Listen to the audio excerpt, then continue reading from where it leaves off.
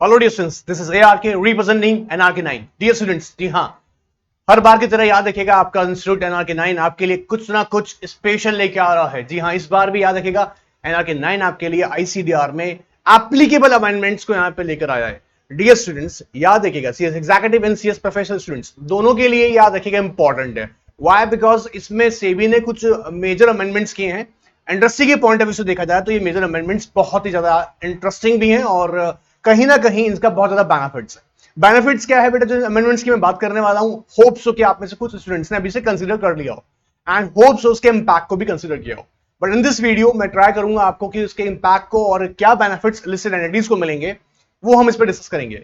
देखिए, आप लोग एक बात जानते होंगे ऑफ कोर्स कि कहीं ना कहीं ईज ऑफ डूइंग बिजनेस को लेके गवर्नमेंट का रवैया बिल्कुल इस तरह का है कि कैसे भी बिजनेस एंटिटीज को, जी हाँ, उनके फाइनेंसिंग पॉइंट ऑफ व्यू से अगर उनको देखा जाए तो उन्हें बेटर लेवल पे financing time to time available हो सके। और स्पेशली जब हम लोग जानते हैं कि लास्ट ऑफ कोर्स ऑलमोस्ट 2 साल से जो कंट्री हमारी इकोनॉमिकली चैलेंज फेस कर रही है ड्यू टू कोविड, तो उससे बाहर निकलने के लिए कहीं ना कहीं एक बड़े बड़े इनिशिएटिव्स लिए गए। सेबी ने, याद रखिएगा, ये इनिशिएटिव्स 2020 के अंदर लिए थे। अगर मैं आपको बताऊं तो ये अप्रैल में अंदर लिया गया, देन उसके बाद में से कहीं ना कहीं टेम्परेरी बेसिस पे अमेंडमेंट रखा गया और उसके बाद में यही अमेंडमेंट जिनकी मैं बात करने वाला हूं, इन अमेंडमेंट्स को कंप्लीटली टेम्परेरी से परमानेंट कर दिया गया। सर, अमेंडमेंट्स क्या है? जैसा मैंने आपको बताया कि अभी ICDR के अंदर मैं बात करने वाला हूं। ICDR आपने चैप्टर पढ़ा होगा, issue of capital disclosure requirement. देखिए, अगर आपने सेबी के इस रेगुलेशन को पढ़ा है तो आप इस बात को समझना आपके लिए बहुत ईजी रहेगा। ऑलराइट, सो इस वीडियो के अंदर डिटेल में देखिएगा, इसको ध्यान समझेगा, एंड तक इसे देख लीजिएगा ताकि अगर आपके आने वाले एग्जाम्स के लिए आप फोर्स प्रिपेयर हो रहे हैं तो ये वीडियो डेफिनेटली आपके लिए बहुत हेल्पफुल है। Alright, so let's come to the screen. आइए देखते हैं एक बार हम लोग कि किन अमेंडमेंट्स की हम बात करने वाले हैं। सर, ये हर बार गायब क्यों जाते हैं? बेटा ये ऐसे ही हैं, अंडरस्टैंड करते हैं, फटाक से देखिएगा। हम लोग बात करने वाले हैं बेटा यहां पर कुछ खासकर अमेंडमेंट्स की। याद रखिएगा, मैं आपको ये अमेंडमेंट्स बहुत ही अच्छे से, व्हाट इंपॉर्टेंट चीज क्या है, अमेंडमेंट्स को रटना नहीं है, इनकी एप्लीकेबिलिटी को समझना है। एक देखिए, स्क्रीन पे आ जाइएगा, फटाफट से स्क्रीन पे आ जाइएगा। इस अमेंडमेंट के आने का रीजन देखिएगा। मैं अगर आपको इन सिंपल वर्ड्स कहूं, इन्हें रीड या रट्टा मत मार लीजिएगा। अगर रट्टा मार ले तो याद रखिएगा आप प्रोफेशन में आने के बाद फंस जाएंगे। So the point is that आपको प्रैक्टिकलिटी आनी चाहिए कि इनका एप्लीकेबिलिटी क्या है, इनका इंपैक्ट क्या है। Alright, let's understand. सी, इसका इंपैक्ट अगर मैं सीधे वर्ड्स में बोला हूं तो E, okay, F and C, इसका टोटल इफेक्ट जो है EFC का है। मतलब E का यहां पे समझेगा, इजियर प्रोसेस किया गया है, इजियर रेजिंग से रिलेटेड कुछ मैटर्स यहां पे इजियर किया गया है, और faster and cost effective. Easier, faster and cost effective, इन तीनों को कंसीडर करके यहां पर याद रखिएगा राइट इशू को, जी हां, राइट इशू ऑफ सिक्योरिटीज, जी हां, राइट इशू ऑफ सिक्योरिटीज को याद रखिएगा। उसके प्रोसीजर को यहां क्या किया गया है, easier, faster and cost effective. Sir, ये इजियर, फास्टर, कॉस्ट इफेक्टिव क्या है, बिल्कुल डिटेल में एनालिसिस करके बताऊंगा, लेकिन आप सुने पहले ध्यान से। मैं मैंने ऑब्जर्व किया कि कई स्टूडेंट्स टॉपिक को रट लेते हैं। देखिए, रटना नहीं है, मैं फिर टोक रहा हूं यहां पे। रट लेंगे तो या तो एग्जाम में क्वेश्चन सॉल्व करने में प्रॉब्लम आएगा, या सॉल्व हो गया और मान लीजिए एग्जाम के बाद आप फील्ड में आ गए तो फील्ड में बहुत डिफिकल्टी आएगी। That's why I am saying कि समझिएगा इसका इंपैक्ट क्या है। देखिए, इजियर का मतलब है प्रोसीजरल एस्पेक्ट्स इजियर हो। फास्टर का मतलब है कि यार आप समझो, आप एक बात समझो, देखो, इजियर का मतलब इजियर से ही फास्टर बनेगा, इजियर होगा तभी फास्टर बनेगा। अब सर इजियर क्या है, इजियर समझो। आपको याद होगा, अगर आपने पढ़ा होगा डेफिनेटली, कि अगर आप राइट इशू लेके आ रहे हैं तो आपको याद देखिएगा एक लेटर प्रिपेयर करना होता है। 2 सिचुएशन होती है, आपने पहले एक लिमिट पढ़ी होगी 10 करोड़ की। अगर आपका राइट इशू का साइज, अगर राइट इशू साइज 10 करोड़ है, इन दैट केस याद रखिएगा आपको सेबी के पास में 10 crore and more, 10 crore and more की अगर बात होती है तो आपको याद रखिएगा सेबी को ड्राफ्ट लेटर ऑफर फाइल करना पड़ता है फॉर द ऑब्जर्वेशन। और अगर 10 करोड़ मोर होता है तो इन दैट केस आपको क्या करना पड़ता है, लेटर ऑफ ऑफर फाइल करना पड़ता है for simply intimation and dissemination on SEBI website. लेकिन अब सेबी ने ऑब्जर्व किया कि ऑफकोर्स अगर हम बात करें कि कंट्री में ऑफकोर्स कंपनीज के पास फास्टर और अच्छी, या ऑफकोर्स उनके पास फंड अवेलेबल हो सके, इन दैट केस उस लिमिट को इंक्रीज कर दिया गया 50 crore. Now the question is that कि 50 करोड़ का मतलब यहां पे क्या है। अगर आपकी कंपनी है ऑफकोर्स लिस्टेड एंटिटी, और अगर इसका issue size, right issue size, वापस राइट इशू साइज अगर 50 करोड़ और more, in that case draft letter offer file करना पड़ेगा with the SEBI for observation. Interpretation को ध्यान से सुनना बेटा, क्योंकि मैं प्रैक्टिकली इस पे काम कर चुका हूं, that's why I am telling you. Okay, second thing, अगर 50 करोड़ और मोर से अगर लेस से अगर आपका issue size, in that case आपको लेटर ऑफ ऑफर फाइल करना पड़ेगा फॉर इंफॉर्मेशन, मतलब आपको डिटेल प्रोसीजर फॉलो नहीं करना है। ऑलराइट, सो अगर इशू साइज अगर आपका 50 करोड़ से कम है, अब देखो नंबर ऑफ कंपनीज को मौका नहीं मिला, तो that's why I am saying easier why, because अगर 50 करोड़ से कम का अगर राइट इशू साइज है तो आपको प्रोसीजरल रिक्वायरमेंट्स कम फॉलो करनी पड़ेंगी। जैसे पहले हम लोग रिक्वायरमेंट देखते हैं, डिस्प्ले प्लीज, डिस्प्ले पे आप देखिएगा ध्यान से बेटा। SEBI has amended SEBI ICDR regulation 2018 to rationalize eligibility criteria and disclose the requirement for right issue with an objective for make the fundraising through this route easier, faster and cost effective. Easier, faster and cost effective.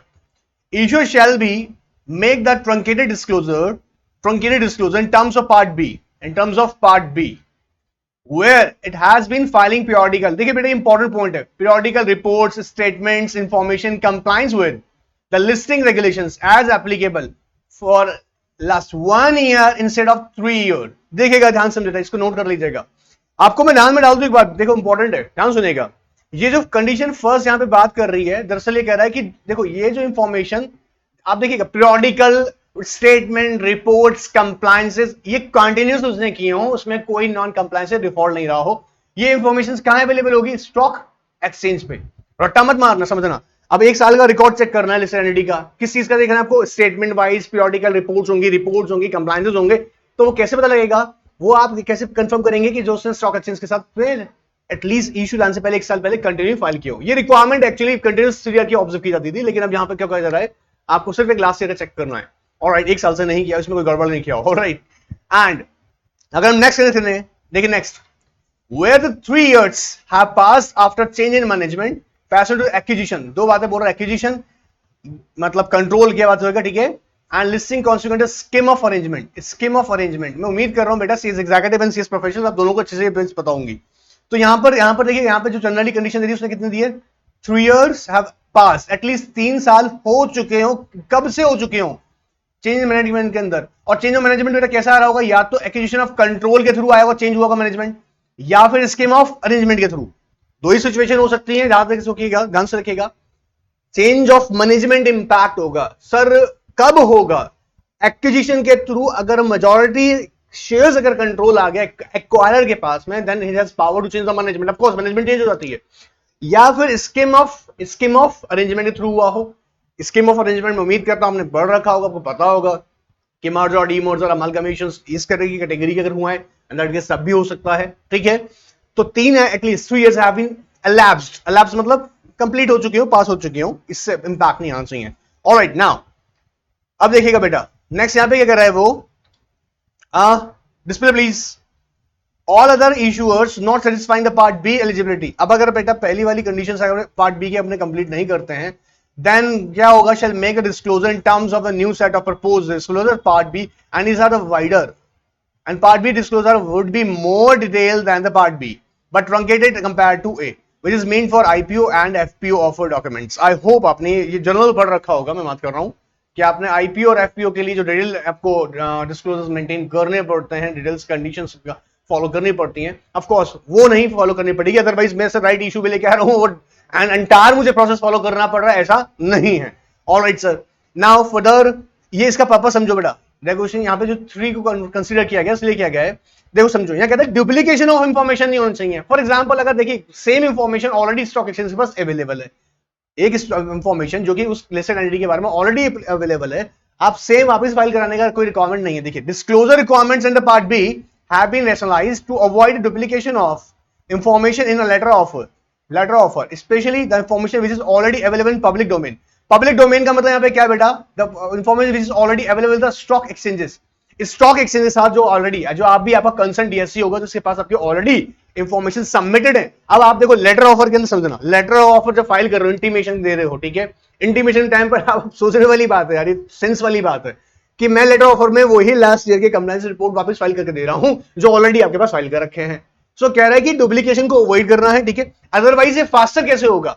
Can you believe that मैं आपको बता दूं, अगर reality in practically ठीक है, book अपनी language में कह रहा है, पर प्रैक्टिकली सिर्फ इनिशिएटिव लिया है। लेकिन इससे अगर पहले की बात हम करें राइट इशू के बारे में ना, कैन यू बिलीव दैट कि सेवरल मंथ्स लगते थे ऑब्जर्वेशन लेटर लेने में ही। ऑफ कोर्स, अब आप एक बात सोच के देखिएगा कि हमने एक अपॉर्चुनिटी, बिजनेस से अपॉर्चुनिटी फाइंड आउट करी एंड फाइनेंस की नीड है, तो वो अपॉर्चुनिटी को ग्रैब करना और फाइनेंस को रेज करना, दोनों में अगर डिस्टेंस, टाइम गैप आ गया, तो वो अपॉर्चुनिटी आपके लिए एक तरीके से आप क्या कर देंगे, you will lose that opportunity. तो पॉइंट इज दैट, और बिजनेस अपॉर्चुनिटी अगर टाइम पर ग्रैब नहीं की गई तो अल्टीमेटली इंपैक्ट क्या आएगा? कैन यू बिलीव दैट कि आप बिजनेस ग्रो कर पाएंगे? नथिंग लाइक दैट, ऐसा कुछ नहीं होने वाला है। क्यों? क्योंकि ग्रो हो ही नहीं पाएगा। तो यहां पे भी सेबी ने इस बात को समझा कि कहीं ना कहीं जरूरत किस चीज की है कि आप जो इंफॉर्मेशन, देखिए इजियर करने का मतलब ये है, जो इंफॉर्मेशन ऑलरेडी पब्लिक डोमेन में अवेलेबल है, उसको ही सेम आप लेटर ऑफर में लिख के वापस देंगे। ऑलराइट, तो जनरली जब भी अगर आपका राइट इशू का साइज 50 करोड़ से कम होगा, point to be noted, exam में गड़बड़ कर देते हम लोग, तो 50 करोड़ से कम होगा, आपको लेटर ऑफर फाइल करना है। और याद देखिएगा, आपको वो सारे डिस्क्लोजर्स नहीं देने हैं जो ऑलरेडी अवेलेबल है, प्रोवाइडेड कि जो condition number first and second है, जो कि मैंने बोला कि आपने लास्ट ईयर या वो ऑफकोर्स एक साल से आपने कंप्लायंसेस प्रॉपर की हो, रिपोर्ट फाइलिंग की हो, स्टेटमेंट्स कंप्लीट फाइल की हो, वो नेसेसरी है। ऑलराइट, नेक्स्ट वन देखिएगा, ये लिमिट आपके सामने आ चुका है। Display please. Now threshold increase from 10 crore to 50 crores for filing requirements of right issue draft letter offer with the board its observation। कब देना पड़ेगा? जब 50 करोड़, 50 करोड़ और मोर का अगर बात होगा, then file draft letter of offer. Otherwise अगर इससे कम है, देन लेटर ऑफ ऑफर। ये ऑब्जर्वेशन के लिए जाएगा, ये यहां पर सिर्फ एक इंटीमेशन होगी, इंटीमेशन होती है, इंटीमेशन एंड डिसैमिनेशन। आप जानते हो कि डिसैमिनेशन पब्लिक करना कहां पर? सेबी के वेबसाइट पर, सेबी के वेबसाइट पर आपको ये सिर्फ डिसैमिनेट करना होता है। ऑलराइट, नाउ फर्दर देखो बेटा, अब मजे का बात देखना ध्यान से, एक बात सुनना ध्यान से वापस से, आप लोग यहाँ पे आप ही के लिए, आप ही रीड करेगा, देखिएगा, सुनिएगा, ध्यान सुनिएगा, प्रैक्टिकली समझिएगा। 90% मिनिमम सब्सक्रिप्शन जो राइट इशू की यहां पर बात की जाती थी, बोला जाओ ऐश कर लो, वो 90% मिनिमम सब्सक्रिप्शन, ध्यान से सुनना, 90% मिनिमम सब्सक्रिप्शन राइट इशू के अंदर नेसेसरी नहीं है। जी हां, नेसेसरी नहीं है। कब? जब अगर राइट इशू के थ्रू जो फंड रेजिंग का पर्पस है वो जर्नल फाइनेंसिंग है, जर्नल फाइनेंसिंग मतलब बिजनेस की जनरल एक्टिविटीज को फाइनेंस करने के लिए। याद रखना, कैपिटल एक्सपेंडिचर फाइनेंस के लिए नहीं है। फिर समझा दूं, अगर जो मिनिमम रिक्वायरमेंट 90% का जो होना जरूरी है, वो याद रखिएगा, वो कहां पर लगता है? अगर आपने अपने ही इस फंड को रेज करके कैपिटल एक्सपेंडिचर को फाइनेंस किया, कैपिटल एक्सपेंडिचर के लिए जरूरत पड़ी है आपको, तो आपको 90% मिनिमम लेना पड़ेगा, एज मीन सब्सक्रिप्शन। लेकिन अगर 90% से कम की बात, 90% अचीव नहीं हो रहा, और पर्पस क्या है उस फाइनेंस का? General finance. जनरल फाइनेंस किसका? बिजनेस एक्टिविटीज को। इन दैट केस 90% मिनिमम सब्सक्रिप्शन का नेसेसिटी नहीं है, प्रोवाइडेड प्रमोटर ग्रुप जो उनका परसेंटेज लाइक 20% जो उनका पड़ता है पोस्ट इशू के बाद में, वो उनका एज इट इज रहेगा, वो मैंडेटरी है। ऑलराइट, देखो बेटा, display please. Now see the situation number, point number 5, mandatory 90% minimum subscription criteria for right issue shall not be applicable to those issuer where object of issue involves what beta? Involves financing, finance याद रखना, involves financing other than financing of capital expenditure for a project। तो ये कौन सा financing की बात कर, इसको बोला, इसको तो हटा दो। अगर इसके लिए कर रहे हो, स्पेसिफिक प्रोजेक्ट के लिए कर रहे हो, तो ये अलग हो गया, ये 90% वाला तो यहां पर चलेगा ही चलेगा। लेकिन अगर अदर फाइनेंसिंग हैं, और कौन सी फाइनेंसिंग होती है बेटा, इसको आप चाहे तो नोट कर लीजिएगा, अगर आप नोट कर रहे हैं तो आपके लिए अच्छा रहेगा बेटा। कहता है फिनांस, कहता है एक तरीके से लिख लीजिएगा, बिजनेस फाइनेंस कैसे? बाय, यहां जो बेटा ये इससे आएगा राइट इशू, ये हम क्या कर रहे हैं? Right issue through business finance by right issue regarding what? For general financing needs of business, general financing याद कर लीजिएगा, नोट कर लीजिएगा इसको, नीड्स हो general financing needs of business alright, I hope पकड़ में आया आपको। फिर वापस बता दें आपको, ध्यान से रखिएगा, अगर जो मिनिमम सर जनरल 90% रहेगा, हाँ रहेगा, प्रोवाइडेड अगर 90% कब है, जब आप किसी स्पेसिफिक प्रोजेक्ट, कैपिटल एक्सपेंडिचर के किसी स्पेसिफिक प्रोजेक्ट के लिए फंड रेज कर रहे हैं तो 90% की जरूरत होती है मिनिमम सब्सक्रिप्शन। ऑलराइट, प्रोवाइडेड अगर आप general business activities, of course आपको जनरल फाइनेंस एक्टिविटीज की बात कर रहे हैं, other than capital expenditures, company के बहुत सारे एक्सपेंसेस हैं except you know capital expenditure, ये उम्मीद कर रहा हूं आपको पता होगा ना कैपिटल एक्सपेंडिचर्स क्या होते हैं, आई होप, ठीक है। लेकिन अगर नहीं पकड़ में आ रहा हो तो कोई बात नहीं है, 7568387606 ऑफ कोर्स इस कॉन्टैक्ट नंबर पे या इसी वीडियो कमेंट बॉक्स में आप अपनी क्वेरी भी लिख सकते हैं। अगर छोटा छोटा बात भी पकड़ में नहीं आया, ये मत सोचेगा ओ माय गॉड, मैं अगर मैं बता दूंगा, मैं पूछूंगा तो मेरे इज्जत का क्या हो जाएगा, ऐसा कुछ नहीं है। Definitely I help you, okay. मैं यहाँ पर मैं उम्मीद कर रहा हूँ कि आप लोगों को प्लीज पता होंगे, कुछ कुछ टेक्निकल चीजें नहीं पता है तो पूछ सकते हैं। Alright, anyways come to the screen. अब समझेगा, हम कह रहे हैं कि अगर आपका पर्पस क्या है, अदर बिजनेस आई मीन आपकी जो जनरल बिजनेस एक्टिविटीज है उनको फाइनेंस करने के लिए, other than capital expenditure, in that case minimum subscription 90% की जरूरत नहीं है, लेकिन आपका प्रमोटर लोगों को तो अपना मिनिमम लेना ही पड़ेगा, पोस्ट इशू का बाद जो मिनिमम मेंटेन करना पड़ता है, होप याद होगा। एनीवेज नाउ नेक्स्ट देखिए बेटा, देखिएगा डिस्प्ले प्लीज। अच्छा एक चीज समझना आप लोग, एक चीज समझेगा, यहां जब हम लोग बात कर रहे हैं ना इसका,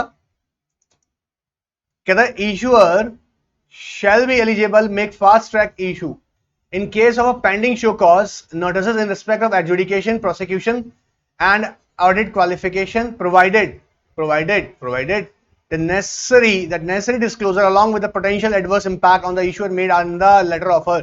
सर ये क्या मतलब, ये क्या मतलब है सर? एक सिंपल सी बात रखना बेटा, एक लाइन लिख रहे हैं आपकी नॉलेज के लिए, ध्यान से रखना बेटा। ये कह रहा है जिन कंपनीज पे ध्यान सुनना बेटा, इस केस में क्या कह रहा है, एडजुडिकेशन, देखो कह रहा है issuer shall be eligible to make fast track issue, देखो fast track right issue in case of pending show cause notice in respect of adjudication या prosecution proceedings and audit qualifications. तो पहली बात समझो बेटा, यहां हम कुछ बात समझ लेते हैं। नो फाइलिंग ऑफ ड्राफ्ट एलओएफ, ठीक है सर, ये तो हमको नहीं करना है। ड्राफ्ट लेटर ऑफर तो नहीं देना है, ठीक है, एलिजिबल की बात कर रहे हैं। Alright sir. दूसरा फास्ट ट्रैक, क्योंकि फास्ट ट्रैक का मतलब भी आप समझते होंगे, अगर देखो बेटा ध्यान सुनना, अगर आप फास्ट ट्रैक के अंदर भी मैं अगर ऑब्जर्वेशन लेने जा रहा हूं तो वो फास्ट ट्रैक खत्म हो जाएगा, वो फास्ट ट्रैक नहीं है। मैं उम्मीद कर रहा हूं हमको पता होगा ये ना। अगर फास्ट ट्रैक राइट इशू की हम बात करते हैं तो वहां पर बेटा ड्राफ्ट लेटर ऑफर फाइल नहीं होता। ड्राफ्ट लेटर ऑफ फाइल करने का मतलब ये है कि ऑब्जर्वेशन में जाना, ऑब्जर्वेशन में जाना मतलब इट टेक्स सेवरल मंथ्स, और जितना लंबा टाइम लेगा तो वो फास्ट ट्रैक ही नहीं है, ठीक है, वो हम जनरल प्रोसेस पर देंगे। तो इसके लिए आपको क्या नहीं करना, पहला आप जो जानते होंगे ड्राफ्ट आपको फाइल नहीं करना पड़ता है, draft letter offer. Alright, come to screen. दूसरी बात समझो बेटा, फिर ये कह रहा है साथ ही साथ में अगर वायलेशंस हैं, ये भी आप नोट कर लीजिएगा, मैं इंटरप्रेटेट करने की कोशिश कर रहा हूं पूरी। वायलेशंस हैं, वायलेशन रिगार्डिंग व्हाट, वायलेशन किसकी बात कर रहा है बेटा, वायलेशन दैट आर याद रखिएगा, that are not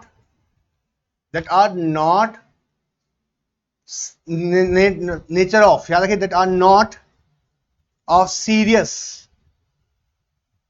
nature, violation that are not serious nature, याद रखिएगा nature, and require only what, imposition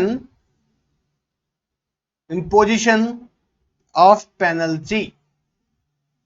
note कर लीजिएगा, पहला बात अगर हम बात कर रहे हैं क्या ड्राफ्ट आपको यहां पर फाइल नहीं करना पड़ता है, तो आप ये सोच रहे होंगे, देखिए डियर स्टूडेंट्स, आई होप आपके माइंड में आ रहा होगा सर, मतलब जिसके अगेंस्ट शोकॉज नोटिस इशू किया गया है, प्रोसिक्यूशन पेंडिंग है, एडवर्स यहां पे आई मीन ऑडिट क्वालिफिकेशंस आई हैं, आई होप आप लोग जानते हैं ऑडिट क्वालिफिकेशंस, आई होप, है ना। क्वालिफिकेशन मतलब क्या होता है कि जहां पर आपको आपके ऑडिटर ने कहा कि ये sir company non compliant company है, नॉन कंप्लायंसेस की है, ऑलराइट, तो हम बोल रहे हैं वहां पे क्वालिफिकेशंस आई हैं। अब ऐसे केस के अंदर क्या मैं right fast track, of course fast track right issue ला सकता हूं, आप ला सकते हैं, प्रोवाइडेड आपको क्या ध्यान रखना पड़ेगा, आपको यह ध्यान रखना पड़ेगा कि जो आपके ऊपर वायलेशन बने हैं, ऑफ कोर्स जो वायलेशंस के, अभी क्या बोल रहा है लैंग्वेज में, क्या बोल रहा है ध्यान से देखें यहाँ पे हम लोग। इन case of a pending show cause notice in respect of education prosecution proceedings, अगर हैं तो कर सकते हैं, लेकिन आपको उसके बारे में, उसके इंपैक्ट्स को एलओएफ में, of course letter of offer के अंदर है, देखिएगा, ठीक है, लेटर ऑफ ऑफर के अंदर देखिए यहां पर आपको मेंशन कर रहा हूं, ये देखिएगा, that necessary disclosure along with the potential adverse impact on the issuer are made in the letter of offer. ये आपको बेटा, ये तो आपको मेंशन करना पड़ेगा, बात समझ आ रहा है, ये आपको मेंशन करना पड़ेगा लेटर ऑफर के अंदर। लेटर ऑफर के अंदर आपको बताना पड़ेगा क्या उसका इंपैक्ट क्या हो सकता है। इंपैक्ट का मीनिंग यहां पर है कि अगर सिचुएशन ऐसा हुआ कि प्रोसीडिंग्स गई तो इनका इंपैक्ट क्या कंपनी पे क्या आएगा वो बताना पड़ेगा। ऑलराइट, सो अगर कंपनी ने वायलेशन किया है लेकिन वो पेनल्टी इन नेचर है, देन याद रखिएगा तभी एलिजिबल ट्रीट किया जा रहा है उसको। ऑलराइट, चलिए नेक्स्ट की तरफ चलते हैं फटाफट से। कहता है एडिशनल पेमेंट मैकेनिज्म। अब मैं आपको सिंपल से वर्ड पहले समझाऊंगा। देखो, उम्मीद करता हूं आप लोगों ने इसको सब जानते होंगे, बहुत कॉमन प्रैक्टिस है। तो application supported by block amount, ये फैसिलिटी बेटा कैसे प्रोवाइड करती है? सर्टिफाइड, आपने सुना होगा self certified syndicate banks, self certified syndicate banks. आपने अगर मान लीजिएगा आपने जिस भी बैंक जो डीमैट की फैसिलिटी प्रोवाइड करता है अकाउंटिंग ट्रांजेक्शन के लिए, जो फिजिकल फॉर्म में एक्सेप्ट करता है ट्रेडिंग करने के लिए, तो ये बैंक की फैसिलिटी की हम बात कर रहे हैं, application supported by block amounts. आप जानते होंगे बेटा कि आईपीओ के अंदर एंड राइट इशू के अंदर, ऑफ कोर्स राइट इशू के अंदर आपकी एप्लीकेशन इसी मेथड थ्रू जा सकती है। बस आपका जो आप कर सकते हैं काम इसी थ्रू कर सकते हैं। जैसे लोग आजबा आजबा कहते हैं, I don't think so it name should be called ASBA, I don't know why the people call it ASBA, it's simply application supported by block amount, SBA. Now listen very carefully, come to the screen, see background में आपको फटाफट से बताता हूं। It is endeavour to protect investors interest and reduce the investors grievances relating to the refund, introduce application supported by block amount as a sole payment mechanism in IPO and right issue. ये background था, मतलब जो हम लोग जानते हैं कि ठीक है आईपीओ और आपको राइट इशू में जाना है तो आपकी एप्लीकेशन किस थ्रू जाएगी? बस इस method through, application supported by block amount. आप लोग जानते होंगे अगर आप लोग बिड कर रहे हैं, ऑफ कोर्स अगर आप बिड कर रहे हैं तो आप अपने सर्टेन परसेंटेज ऑफ अमाउंट आप अपने बैंक को या ऑफ कोर्स अपने बैंकर को ऑर्डर करते हैं कि भाई एक डायरेक्शन देते हैं कि क्या भाई कि for example let's say 1 lakh 2 lakh आप बिड जो भी रख रहे हैं, तो वो सर्टेन परसेंटेज अमाउंट जो भी आपने डिसाइड किया होगा आपकी एप्लीकेशन के थ्रू, आप वो क्या करता है उसे ब्लॉक कर देता है। अगर आपकी बिड एक्सेप्ट हो जाती है इन दैट केस याद रखिएगा वो अमाउंट रिलेटेड रिलीज हो जाता है और ये इंफॉर्मेशन आरटी थ्रू वर्क करती है। मैं अभी इसका बिल्कुल आपको एक डेमोस्ट्रेशन दिखाऊंगा, अभी आपको इसका चार्ट के थ्रू समझाऊंगा ताकि ये टॉपिक आपको एकदम क्रिस्टल क्लियर हो। ऑलराइट, नाउ क्या टेक्निकलिटी प्रोविजन में क्या अमेंडमेंट्स है उसको डिस्कस करते हैं। Now see, considering that the payment through ASBA mechanism is investor friendly and enable faster completion of the process, it has been decided to introduce additional payment mechanism. इसे बोलते हैं 3-in-1 type account, 3-in-1 type account. अभी बताता हूं बेटा क्या है ये। That is ASBA, alright, for making the subscription and payment of calls in respect of partly paid specified securities through self-certified syndicate banks and intermediaries such as trading members brokers having 3-in-1 type of accounts। 3-in-1 type accounts generally जो कह रहा है जो provide करने वाली companies है, मैं आपको बताता हूं उनका नाम यहाँ पे आप अपने एग्जाम के पढ़ने से याद रख सकते हैं। ICSI, एक्सेस, SDFC, ये याद रखिए बता रहा हूं अभी मैं आपको ध्यान से, SBI, कोटैक, ये मैं टॉप का नाम बता रहा हूं आपको। ये तीनों ही क्या कौन सी फैसिलिटी प्रोवाइड करते हैं? आप ही कोई एक अकाउंट से, जी हाँ, उसी अकाउंट से आप डीमैट अकाउंट मेंटेन कर लेंगे। क्या बेटा? डीमैट, आपने सुना होगा डीमैट। इसी से ट्रेडिंग अकाउंट मेंटेन हो जाएगा, ट्रेडिंग अकाउंट मेंटेन हो जाएगा, और इसी के नहीं साथ में आपका सेविंग अकाउंट, जिसे हम बोलेंगे बैंक अकाउंट। सेविंग अकाउंट मतलब बैंक अकाउंट। तीनों का रोल आपको पता होगा। ट्रेडिंग अकाउंट आपकी बेसिकली आपकी सिक्योरिटीज को होल्ड करता है। किस लिए इस्तेमाल होता है बेटा? ये होल्ड सिक्योरिटीज, जो भी सिक्योरिटी आप परचेज बाय कर रहे हैं यहाँ पे। ट्रेडिंग अकाउंट आपको याद होगा आप लोगों के लिए किसके काम आता है? Buy and sell of security, buy and sell of securities. And bank account किस लिए आएगा आपका? Payment and receipts. अब बेटा ये तीनों अकाउंट एक जगह मिल रहे हैं, बोलो 3-in-1, 3-in-1। इसे हम क्या बोल रहे हैं? ध्यान से देखो बेटा यहाँ पे, ओहो, 3-in-1, 3-in-1 टाइप। ठीक है, 3-in-1 टाइप किस में आ रहा है? ये बैंक्स आपको प्रोवाइड कर रहे हैं demat facility, trading facility, saving accounts, तीनों का आपने नेचर देख लिया। अब तीनों का नेचर मतलब तीनों ही जो प्रोवाइड कर रहे हैं, मतलब ये तीनों फैसिलिटी एक ही जगह आपको अवेलेबल हो रही है। वो जनरली मैंने आपको एग्जांपल दिया यहाँ पे कि ये बैंक्स या कोर्स प्रोवाइड कर रहे हैं इस तरह की फैसिलिटीज। तो इससे बेनिफिट क्या है, इसको एक एडिशनल एएसबीए यहां पर ऐड किया, मतलब एक फैसिलिटी एडिशनल ऐड की गई है। इसमें क्या होगा देखो बेटा, ये आपने जनरली पढ़ने वाला पढ़ रखे होंगे। देखो अगर मैं आपको बताऊं, आपने बेटा ये वाले पढ़ रखे होंगे, ये पढ़ रखे होंगे, सुना होगा आपने। देखो online ASBA through and online portal of AS self-certified syndicate banks and the self-certified syndicate banks shall send the application to RT and block the funds in the shareholder accounts। दूसरा फिजिकल, जहां पे physical form में benches पे जाके, जैसे मान लीजिए अगर आपने एसबीआई से ले रखा है, आपका एसबीआई भी एसबीआई है, तो आप उस पर फिजिकल फॉर्म लेके वहां पर भी एप्लीकेशन सबमिट कर सकते हैं। ठीक है, देन वो अगेन वो इंफॉर्मेशन देगा किसको, आरटी को देगा। यहां पर तीनों फैसिलिटी एक साथ मिल रही है। जो एडिशनल चैनल ऐड किया गया है ऑनलाइन मोड, मतलब आपको जाना नहीं है, सिंपली क्या करना है, using the facility of linked online trading, demat and bank account, जो मैंने आपको यहां एक्सप्लेन किया है। आई होप ये मेरे आपका क्लियर होगा। ये हम इसकी बात कर रहे हैं, ठीक है, ये आपने इसको समझा होगा, इसकी हम बात कर रहे हैं। ठीक है, ये फैसिलिटी ऐड की गई है। अब मैं आपको बेटा इसका एक कॉन्सेप्ट क्या करता हूं, ताकि आप लोगों को उसमें फ्यूचर में कोई डाउट ना रहे, ठीक है, और इजी रहे आपके लिए समझना। Let's understand this with you know what example आपके लिए रेडी किया था। हियर यू कैन ऑब्जर्व, ताकि बेटर क्लैरिटी आपको मिल सके और ये आपको समझ में आ सके प्रॉपर, नहीं तो पता लगा रटा शटा मार लिए फायदा नहीं होगा। देखिएगा, आई होप ये आपके लिए विजिबल होगा। इसको ध्यान से बेटा उसको पूरा कॉन्सेप्ट समझेंगे, क्या है ये, कैसे वर्क करता है। ठीक है, देखिए स्क्रीन पे आ जाएगा आप लोग। आपने इस कॉन्सेप्ट को समझना है बेटा, कैसे वर्क कर रहा है। देखो, व्हेन आप बाय ऑर्डर टू प्लेस, मान लीजिए आपने जब भी आप खर्च आप बाय करना चाहते हैं, तो आप अपने बैंक को कॉन्टैक्ट करते हैं। देखिए आपका बैंक को कॉन्टैक्ट करते हैं जिसमें आपने अकाउंट मेंटेन किया हुआ है। ठीक है, जनरली क्या होता है, ये क्या करता है, अलोकेट फंड करता है किसको, ट्रेडिंग अकाउंट जहां आपने मेंटेन किया होगा। ठीक है, एंड देन ये प्लेस करेगा ऑर्डर किसको, एक्सचेंजेस को, जहां पर वो सिक्योरिटीज की हम बात कर रहे हैं। जैसे मान लीजिएगा एनएससी एग्जांपल ले लेते हैं, या हम इसको बोल सकते हैं एचडीएफसी। ठीक है, और यहाँ पर जो है ट्रेडिंग मेंबर्स, अभी ट्रेडिंग अकाउंट्स आपने जहां मेंटेन किए हुए हैं, जनरली ये फैसिलिटीज ब्रोकर्स वगैरह प्रोवाइड करते हैं। तो इन्होंने ऑर्डर प्लेस किया, ऑर्डर की कंफर्मेशन आपको एक्सचेंज से मिल जाएगी। ऑफर की कंफर्मेशन मिलते ही क्या होगा, जो शेयर्स होंगे वो क्रेडिट हो जाएंगे आपके डिमैट अकाउंट में। ठीक है, with in 2 working days, I hope ने पढ़ा होगा +T+2। अब ये जाएंगे आपके डिमैट अकाउंट में। ठीक है, सेम प्रोसेस हम यहीं पर देखते हैं। देखो, जब आप सेल करते हैं तभी डिमैट अकाउंट के थ्रू, तो यहाँ पे क्या होगा, अलॉट द शेयर्स कहां जाएगा बेटा, ट्रेडिंग अकाउंट में उसका ऑर्डर जाता है, अल्टीमेटली सेल ऑर्डर जाएगा, देन एक्सचेंज से कंफर्म करता है। ऑलराइट, देन आपके वही अकाउंट में क्या होता है, मनी आ जाता है बैंक अकाउंट के अंदर। यहां और यहां पे देखिए कि रिवर्स हो जाएगा, जब आप बाय कर रहे हैं तो डिमैट से, और जब आप से परचेस कर रहे हैं ऑफकोर्स तो आपको बैंक अकाउंट से ट्रांजेक्शन कर रहे हैं। अब मैं आपसे क्या कहना चाहता हूं, जो 3 in 1 टाइप अकाउंट है, मतलब ये जितना वर्क हो रहा है, ये जितना जो नीचे प्रोसेस हम लोग डिस्कस किए हुए हैं, ये सारा का सारा प्रोसेस आपका एक ही जगह से हो सकता है।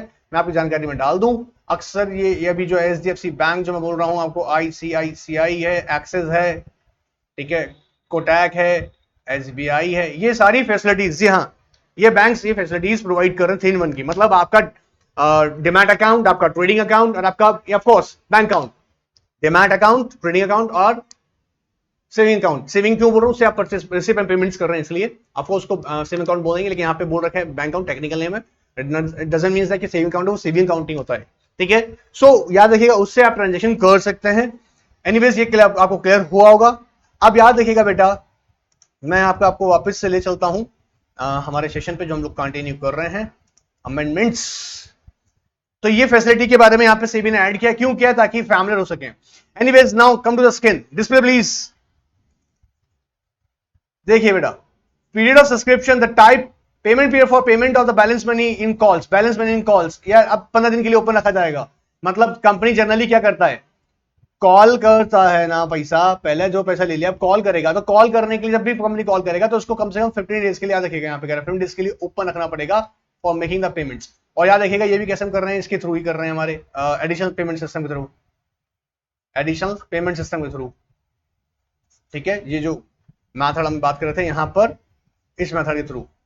ऑलराइट, देखो, disclosure in letter offer the intermediaries including the issuer company, its RTA registrar transfer agent shall provide necessary guidance to the specified security holders को कैसे देगा, in use of ASBA mechanism while making the payments of call, all right, and circular shall be issued, ठीक है, ये हम लोग discuss कर चुके हैं। नेक्स्ट देखते हैं बेटा, फटाफट से जाएगा। अब ये भी इंटरेस्टिंग है, देखो ना बेटा, ये वाला सिंपल वर्ड में बताते, देखो सुनो, थोड़ी सी बात सुनो, पूरा खत्म हो गया, ज्यादा ध्यान देना ही नहीं इस पे। आप देखिए बेटा, डिपॉजिट रिसिट्स के आपने सुने होंगे, डिपॉजिट रिसिट्स अगर आप याद देखिएगा, अगर आप ध्यान सुनना बेटा, आप दो ही कंडीशन पकड़ो डिपॉजिट रिसिट्स की। आप डिपॉजिट्स पढ़े होंगे, देखो, permissible holder means a holder of deposit receipts including beneficials satisfying the following conditions, मतलब वो दोनों ये नहीं होने चाहिए, तो हम बोलेंगे एलिजिबल डिपॉजिट रिसिट्स होल्डर। पहली बात, who is not a person resident India, क्या कह रहा है, who is not person resident India. अगर हम डिपॉजिट रिसिट्स होल्डर की बात कर रहे हैं तो पहली बात वो कौन नहीं होना चाहिए, अ पर्सन रेजिडेंट इंडिया नहीं होना चाहिए, who is not a person resident India, who is not, आप जानते होंगे ना, ओवरसीज फंडिंग की बात कर रहा हूं, कहां से रेज करना है, ओवरसीज, बाहर से पैसा रेज करना है, तो बाहर से फंड रेज करने वाले बंदे कौन होंगे, जो बाहर रहते होंगे। अब यहां पे कह रहा है क्या, the person who is not a person resident India. दूसरा, who is not a resident, who is not a non resident Indian, non resident Indian, याद रखिए, who is not a non resident Indian. आप जानते होंगे जो person जो ऐसे हैं जो ओवरसीज रहते हैं कहां के, पैदा कहां हुए, इंडिया, लेकिन रहते कहां हैं वो, आउट ऑफ इंडिया, और इंडिया में भी याद रखिएगा वो लेस देन, आप जानते होंगे, लेस देन 182 डेज रहते हैं in a financial year. In that case हम क्या बोल रहे हैं उनको, नॉन रेजिडेंट इंडिया, आप जानते हैं ना। तो कहता है who is not a non resident India, दोनों बात हो गया। पहली बात, वो इंडिया नहीं रहते हैं, who is not a person resident India, वो एलिजिबल होगा, ठीक है सर। और दूसरा जो एनआरआई है, who is not NRI, person who is not NRI, वो भी एलिजिबल होगा। तो ऐसे लोगों को आप क्या कर सकते हो, इशू डिपॉजिटरी रिसिट्स। बोलो, बात पकड़ में आ रहा है, बात पकड़ में आ रहा है। नाउ लेकिन अगर अब हम क्वेश्चन राइज करते हैं कि सर क्या एनआरआई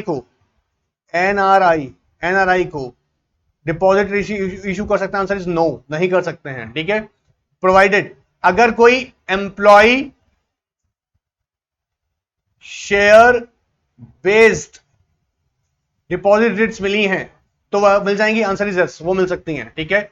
दूसरी बात, अगर कोई बोनस शेयर्स हैं in the form deposit receipts, वो मिल सकते हैं, आंसर इज यस। तो लिस्टेड एंटिटीज अपने एम्प्लॉइज को, एनआरआईज एम्प्लॉइज को, जो ऑफकोर्स एनआरआईज एम्प्लॉइज को इस फॉर्म में तो कर सकती हैं, अदरवाइज नहीं कर सकती हैं, ऑफकोर्स अदरवाइज उनको इशू नहीं कर सकती हैं क्या, डिपॉजिटरी रिसिट्स। ये पूरा का पूरा मैंने इसी बात पर बेस्ड है, मैं उम्मीद करूं फट से पकड़ में आ गया होगा।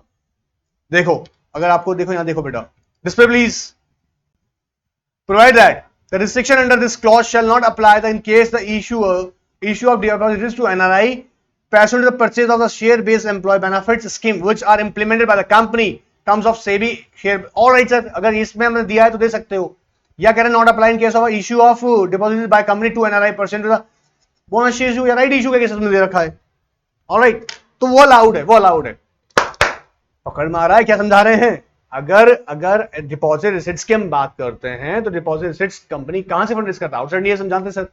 लेकिन अगर किससे रेज करना है, एलिजिबल पर्सन कौन होगा, जो who is not person resident India, ठीक है, पर्सन, या कहते हैं कोई भी person who is not a non resident India, आप समझो, who is not non resident India, मतलब वो एनआरआई नहीं है, एनआरआई से ही कर रहे तो क्या फायदा हुआ यार, इन दैट केस। लेकिन अगर एनआरआई मान लीजिए आप ही कंपनी का बंदा है, वो बाहर रह रहा है, तो क्या कंपनी उसे शेयर भी इशू नहीं कर सकता, मतलब डिपॉजिट रिसिट्स का फॉर्म में। ऑफ कोर्स आप जानते होंगे जब हमारे शेयर्स बाहर इशू होते हैं, शेयर्स के फॉर्म में नहीं, वो डिपॉजिट रिसिट्स बन जाते हैं। ये सब छोटी छोटी बातें आप जानते होंगे, ठीक है, वो डिपॉजिट रिसिट्स की तरह ट्रीट होता है। और तो क्या सर उसको हम लोग अगर शेयर बेस्ड एम्प्लॉय बेनिफिट्स में नहीं दे सकते, वो दे सकते हैं, बोनस इशू है, राइट इशूज में दे सकते हैं, वो दे सकते हैं आप लोग, ऑलराइट, वो अलाउड है। अदरवाइज और कोई मेथड्स के थ्रू अलाउड नहीं है।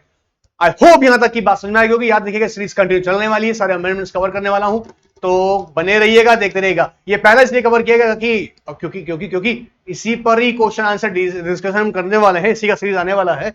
और याद रखिएगा इस पे इंपॉर्टेंट क्वेश्चंस के डेफिनेटली एक क्विक रिवीजन पूरे चैप्टर का लेंगे, तो याद रखिएगा, बने रहिएगा, एंजॉय करिएगा। सब्सक्राइब नहीं करो, सब्सक्राइब कर लीजिएगा, याद रखिएगा बेल आइकन को प्रेस करना मत भूलिएगा। Thank you.